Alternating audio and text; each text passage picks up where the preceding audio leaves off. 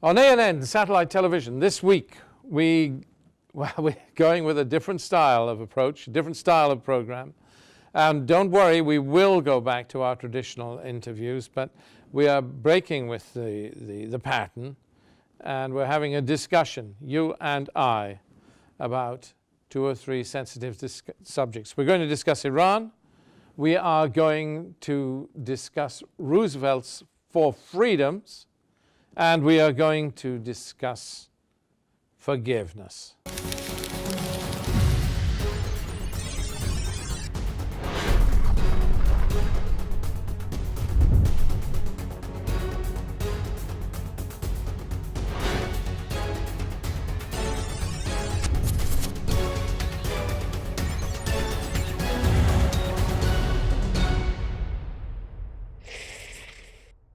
Welcome back to the English Hour on ANN Satellite Television. It's good to be here. It's good to have you with us. And we are trying once again this rather different approach to the English Hour. We're going to have an hour of dialogue between you and me. So you are our guest, and we will be talking today about Iran, which is very topical. We'll also be talking about President Roosevelt's 4 freedoms. The basis for the UN Declaration on Human Rights. And we'll be talking about the issue of forgiveness. But we'll start off talking about Iran. Ever since the Islamic Revolution in Iran, Iran has stood on its own, been in a corner, been separate and apart from the rest of the international community. The late Ayatollah Khomeini, in his will, created a kind of endorsement of this position when he said that Iran should neither depend on the East nor on the West, but should depend on itself. But today we stand at a threshold for the people of Iran and the government of Iran. Today we are seeing elections in Iran, elections that may bring Iran to a new place and a new position in which it can re-emerge and take its rightful position in the international community of nations as a partner nation building peace in our world. Well, now, Iran and everybody's mind leaps to elections, and we'll see the outcome of those momentarily. However, it's not the elections I want to talk to you about. They are the spur to our discussion today about Iran. I want to talk to you about Iran's situation geopolitically and the future, what the future holds. We have seen better times for Iran from an Iranian perspective, with the Obama rapprochement with that nation. And it was effectively done. It meant that this continual edgy hostility between the West and Iran was brought to an end. It was useful to see this because we didn't need more tension, especially with the ongoing civil war in Syria, in which Iran plays a part, and other important dimensions of the crisis we see in the Middle East today. So it was, in my view, useful that Obama had rapprochement with Iran. And then we saw Trump elected, and Trump had a more hardline position. He did not wish to compromise on Iran. And there's a kind of a problem here, because Trump wants to deal with Daesh, with ISIS, but he does not want to get close to Iran. Very difficult sort of position. We've seen this confused position in international affairs before so many times. It's not unique to the Iran situation. But it is, and it can be worrying with a president like Donald Trump, because should, for example, Iran do something foolish, then we may see a situation which could escalate. Not just because of Trump, but because of many of those in his administration who feel very strongly that Iran is a threat to world peace. Now, is this a reasonable feeling? I think it's created by a general sympathy for Israel. People with the pro-Israel position feel concerned about the emergence of a strong power, strong military power in the Middle East, a potentially nuclear power. I don't think Iran will ever adopt nuclear weapons, largely because the Supreme Leader has stated very clearly that he regards weapons of mass destruction as anathema, as awful and immoral as they are. So hopefully Iran will, as long as this current Supreme Leader remains in power, Iran will not go to developing a nuclear weapons program. But Iran is perceived as a threat. Partly it's perceived as a threat because of its strength. It's a nation with a lot of clout on the Middle East stage. And the Arab world sees Iran as a threat, or at least much of the Arab world. Not Syria, of course, but countries like Saudi Arabia and countries led by Saudi Arabia perceive Iran as a pariah state. So we have a new Sykes-Picot line emerging. You remember Sykes-Picot, we were at the 100th anniversary of Sykes-Picot this year. 100 years since this, well, it's 100 years since Balfour, and it's 99 years since Sykes-Picot, or something of that order. We have a new Sykes-Picot line, a reinforced Sykes-Picot line, driven across the Middle East, with Iran and Iraq and Syria on one side of it, and then the Sunni nations of the Arab world on the other, alongside Israel, of course, because Israel is very anti-Iranian. And if we go by this philosophy of my enemy's enemy is my friend, then of course, in this context at least, Saudi Arabia and Israel stand on the same side. Iran is a hegemonic power. It is not a very, has a very poor record on human rights.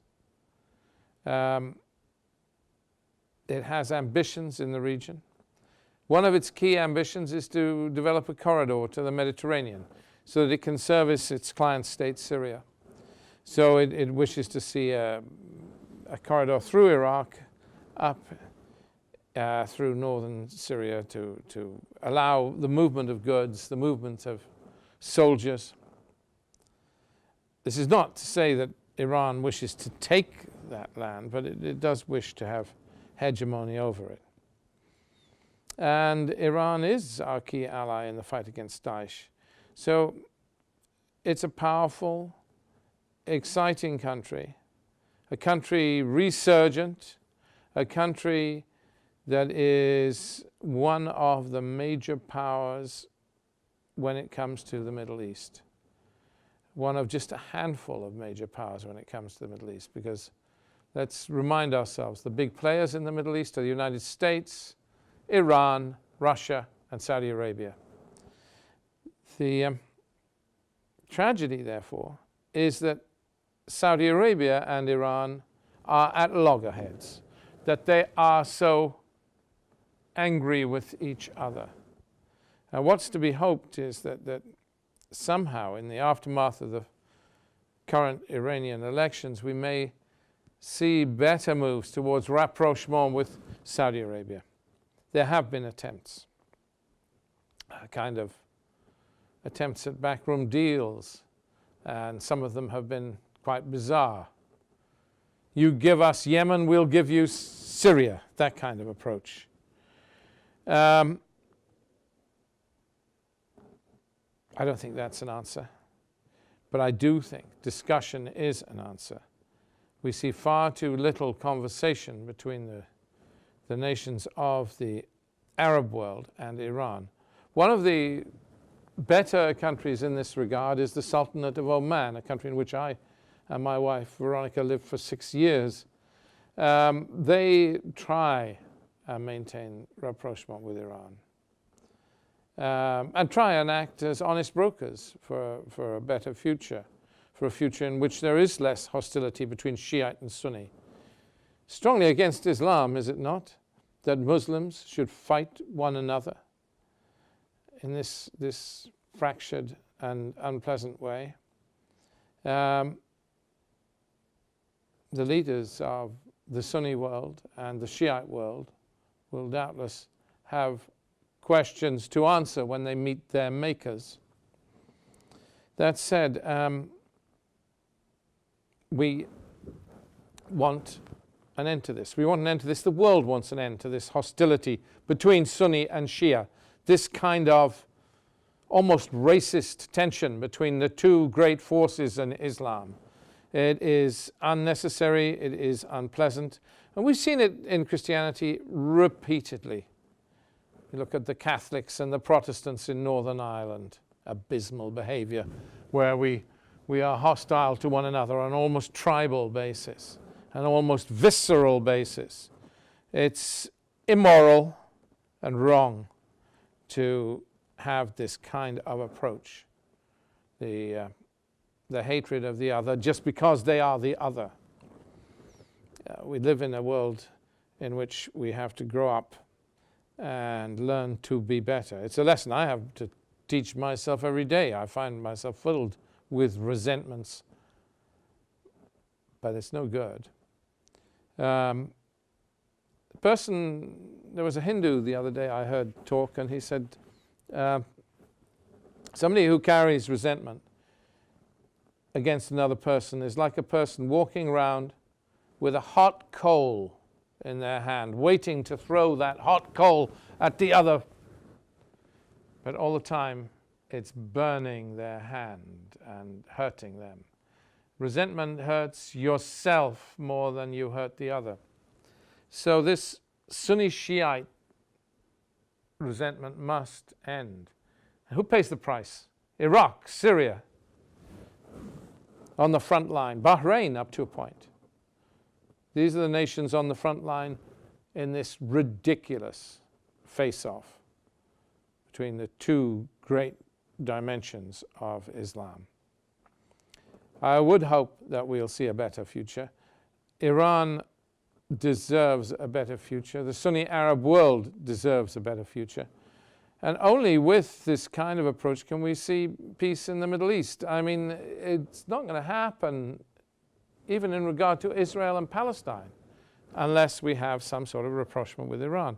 It's no good, because on and on this thing will fester. You'll have Gaza will be the next proxy venue for, you have different factions. Islamic Jihad close to Iran, Fatah close to the West, and so forth. Hamas close to goodness knows whom.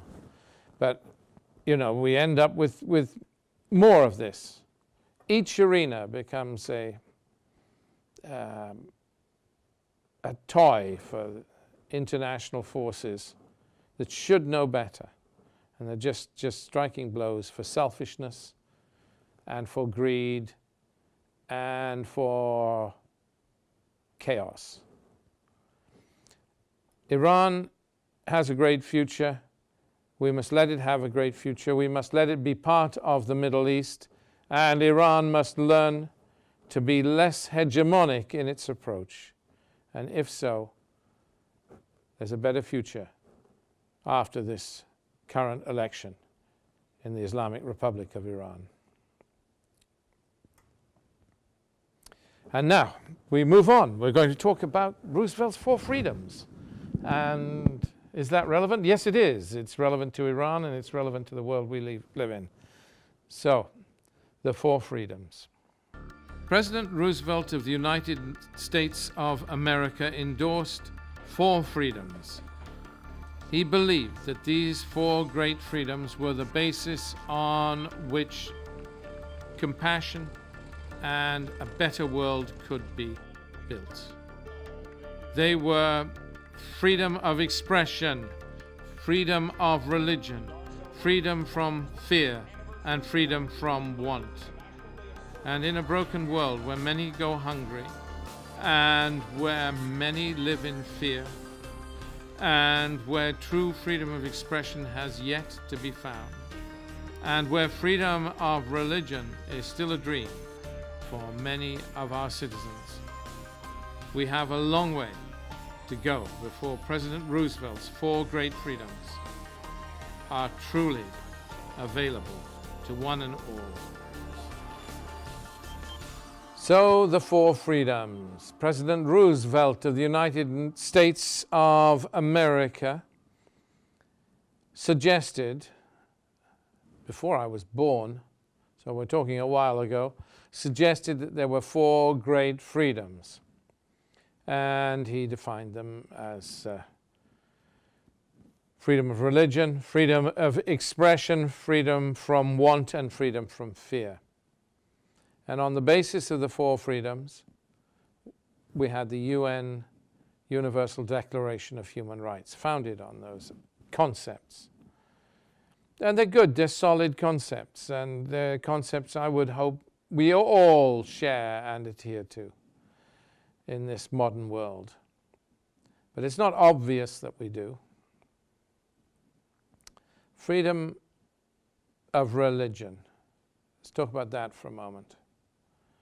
Freedom of religion. Tolstoy once said there is, Tolstoy, you know, Leo Tolstoy, the Russian writer and thinker, once said that there is no crueler thing that one person can say to another in regard to their religion than the words, "I am right and you are wrong." Religion is used as a weapon, and God weeps when he sees it used thus.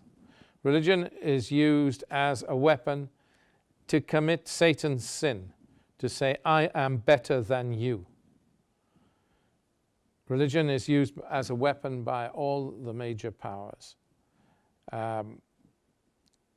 Christianity over the centuries has been atrocious in its use of religion as a weapon of war. But sometimes I think we blame religion too easily. If there weren't religion to use as an excuse for war and hatred of the other, we would use tribalism or the color of their skin or any which thing that we could think of to promote the otherness of the other. We don't like inclusivity. We don't want one world, and yet we should. And we must respect other religions if we're going to build that safer world. I remember there was that song in the 60s, Blue Mink, the pop group, used to sing it, about building a world in which we churned out coffee-colored people by the score. And it sounded facile, a love and peace idea of the 60s, but that's the ultimate way for humanity. We all need to mix one with the other. Respect for freedom of religion is vital, and we're all less than adequate in that regard. Certainly in the West, we tend to give way to Islamophobia, we give way to anti-Semitism, we give way to hatred of whatever minority comes our way. Why is that? It's fear, I guess. Fear somehow that our culture will be subsumed by another. But it's no way to act and no way to behave. Then we have the second of the great freedoms, freedom of expression. There's very little real freedom of expression. Journalists so often are embedded with different groups of military and find it hard to get an honest perspective on things. But it's more than that. There are few nations in the world today where there is true freedom of expression, a true enabling of free speech. You look at nations of the Middle East, and where do you find free speech? Interesting if you think about it. I struggle to see nations. I suppose Lebanon, there is a free press up to a point in Lebanon. I suppose, oddly, up to a degree in Iraq, because Iraq has such a multifaceted press, but that's much less so today than it was in the early days of after the fall of Saddam. Kuwait has some freedom of expression. Bahrain has an opposition newspaper, very good one, run by a very honest journalist. Could you say that freedom of expression exists in Bahrain? There's state television in Bahrain has a lot to answer for in terms of inciting tension. So I don't know. And the rest of the Arab world, very little really true freedom of expression. Long way to go. Does it matter? Yes, it matters. People die for freedom of expression. It matters a great deal. I would hope we're going to see more freedom of expression, because if we get more freedom of expression, it means the governments concerned are more confident, and it means we have more stability. Freedom of expression comes with stability. It is a great value. It's an important value. The internet has been a positive tool, but in that regard, but it's difficult. Because you need an established press that has freedom to be sure you're getting honest journalism and accountable journalism. The trouble with the internet is that there is so little accountability, and you can't be at all sure as to whether the story you're reading is the honest truth. It's hard enough with the established press. So this is important: freedom of religion, freedom of expression, and the third of Roosevelt's freedom from want. Freedom from want, there's going to be a long time coming. We see the gap between rich and poor, between the advantage and the disadvantage, growing greater and greater in today's world, and in the West it's becoming astonishing, the great divide between the rich and the poor. And so too everywhere, I guess. It's a failure of capitalism.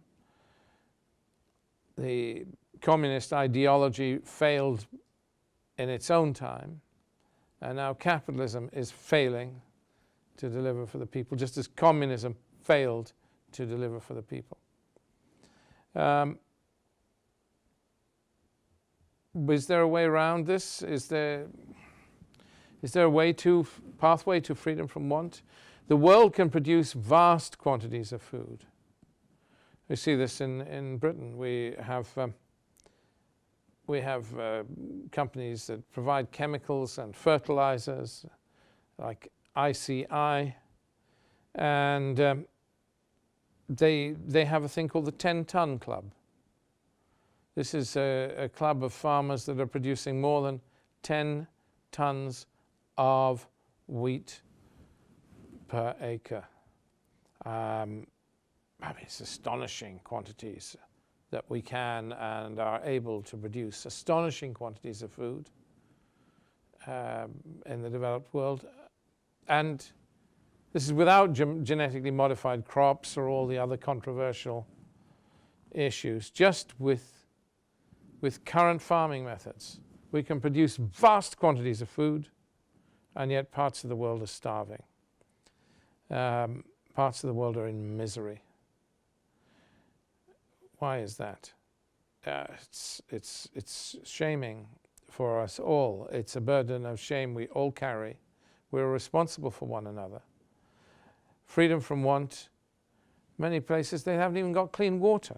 What sort of international community is it that can expend billions on bombs and weapons, but can watch as children in Africa have no well from which to draw clean, pure water? So freedom from want is a major issue.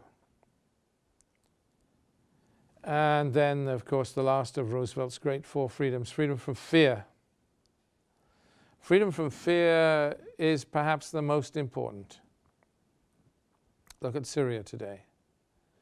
So many people have had to live in fear, have had to flee their homes.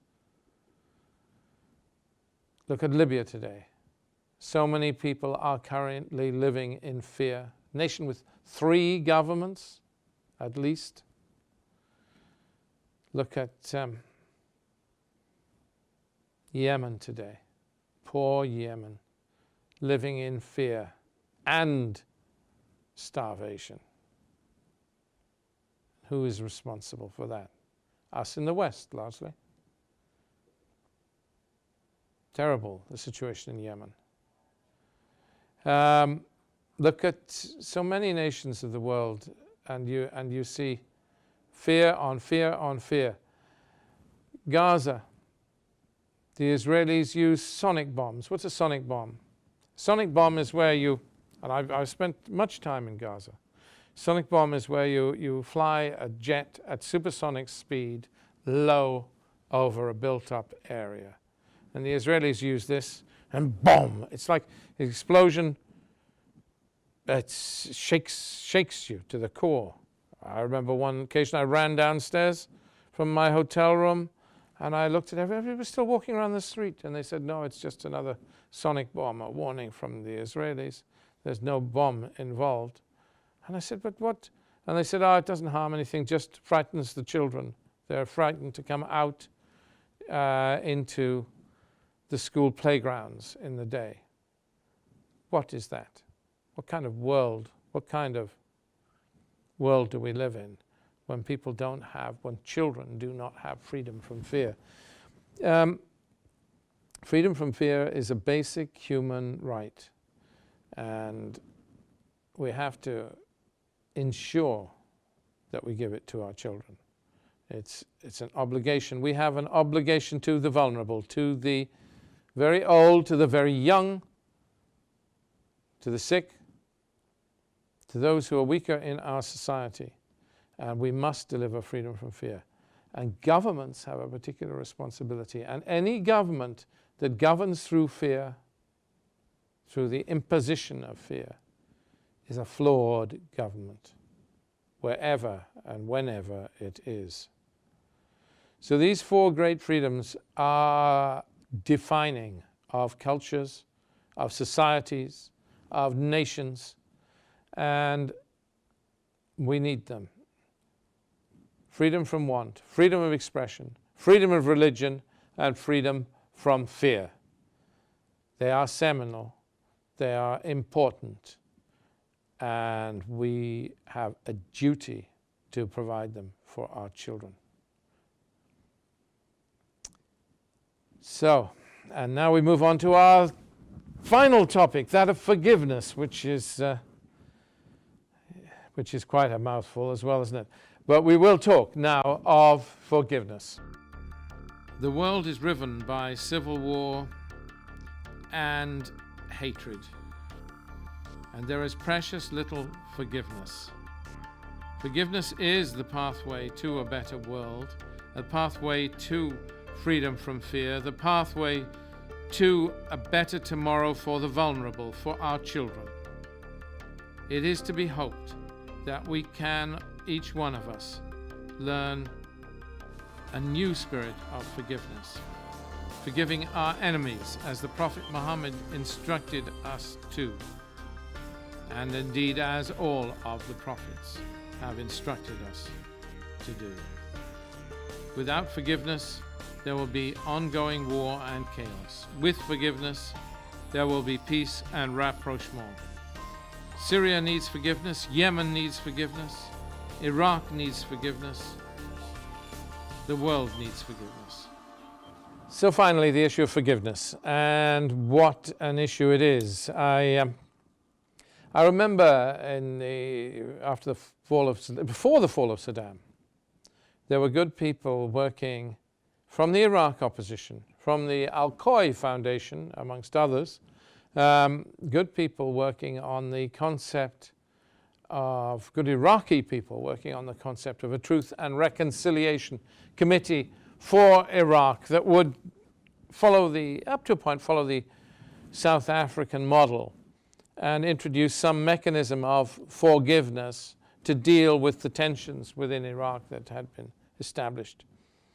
It was never done. Although there was a very good paper on the subject, written by Ghanim Jawad, I think, of the Al-Qaeda Foundation, chaired the committee. It was met in Washington under the auspices of the US State Department. A very good paper on the subject. But it was never done because Rumsfeld was given power by President Bush, by young President Bush, as Defense Secretary in the United States, power over the liberated Iraq. And he said, we're having none of that. No forgiveness for the Baathists. And then we had law number 1 in Iraq, the de-Baathification law. It's with us to this day in Iraq, causing much Sunni anger. And you could argue that that was the fundamental step that led to the development of Daesh and ISIS. Rumsfeld's de-Baathification law, which remains in force in Iraq today. Hard to get rid of corrupt wrongness once you start it. And it's founded on wrongness when you say, these people are wrong and I am right. Baathism, as practiced in Iraq under Saddam Hussein, was an ideology that in its genesis was perfectly good and wonderful, but was exploited by Saddam for bad ends. But that does not justify the failure to forgive. And when those in power fail to forgive, if the Shiite community fails to forgive the Sunni community in Iraq, then you have no answer, no solution, no end to war. Doesn't matter if you destroy Mosul brick by brick till there's nothing left. You still have resentments and you still have anger, and people will come back. And there is no solution this way. Forgiveness is an obligation. To fail to forgive is the worst kind of sin. It's a trespass. You understand the difference between sin and trespass. Sin is anything you do wrong. You can abuse your body with drugs and alcohol. That's a sin. You can do many things that are sins. But a trespass is when you harm another person, when your sin affects another. And that's a problem. That's a problem because then trespass creates trespass. People, just as atrocity creates atrocity in civil wars. If one person uses a chemical weapon, the other person will use a chemical weapon, and so forth. See use of chemical weapons by Daesh, most certainly. And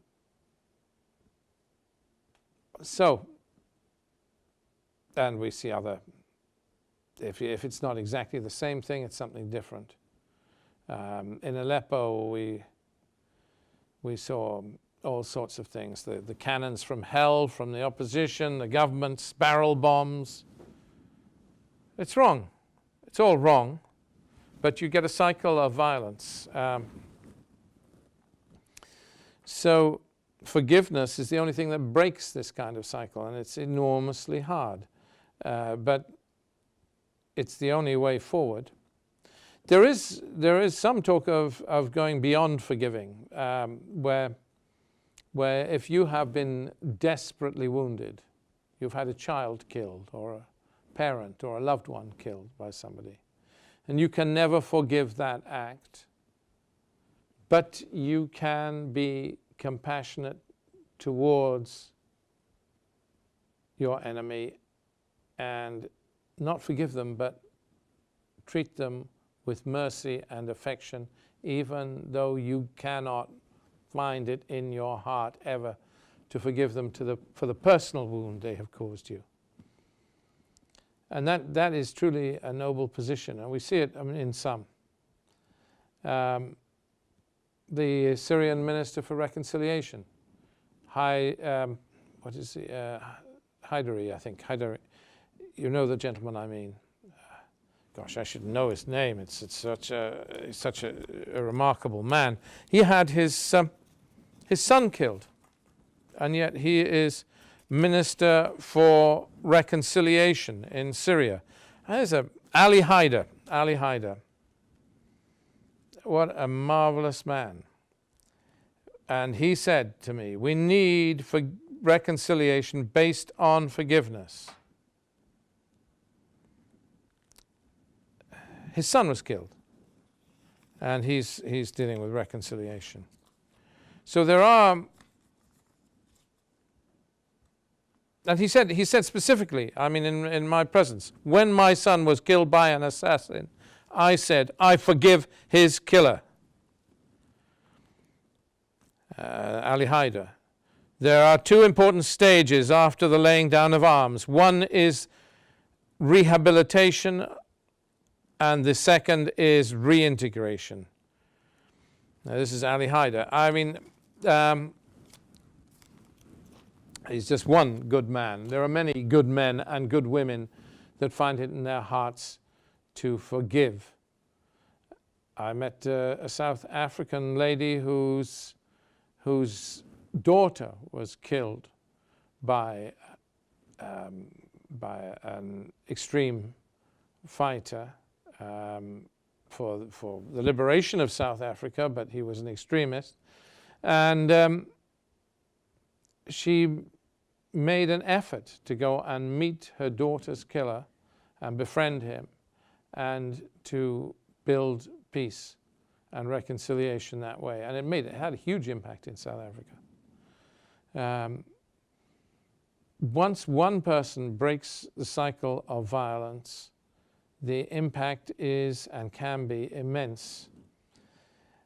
And unless we all start to do that at every stage, in every way, we foster a broken world. And we can do it. It's down to us. It's not down to the governments. This time it is down to us. It's down to you and me. Where we lead, governments of the world will follow. This is a grassroots issue. Forgiveness is a basic thing. It's something that every person is responsible for. If you're going to lay down a resentment, you are a very big person. I find it very difficult to lay down resentments I hold. But we must strive to do this. It's the only way forward to build a safer world, to build a better world, to build a world worthy of our children. Thank you for being with us, and thank you for being our guests on ANN Television.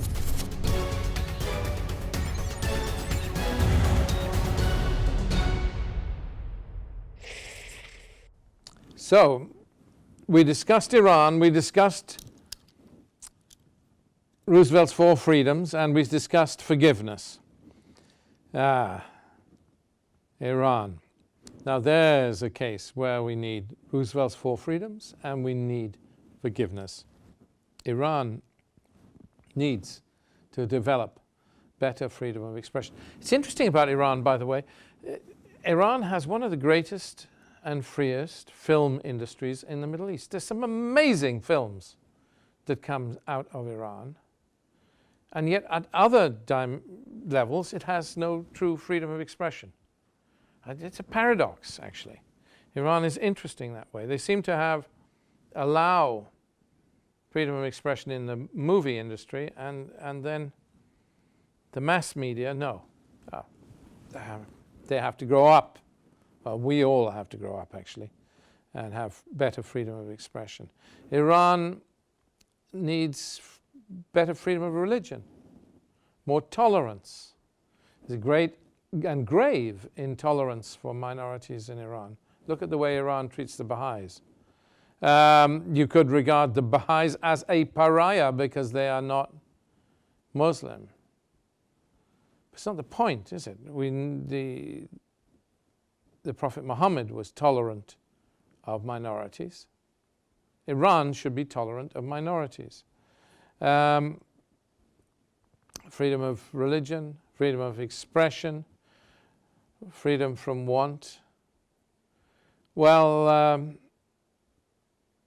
maybe Iran hasn't got such a problem there, although there are impoverished areas of Iran, and it has its own internal problems it's failed to deal with. Iran has a massive drugs problem amongst the young in its universities and colleges.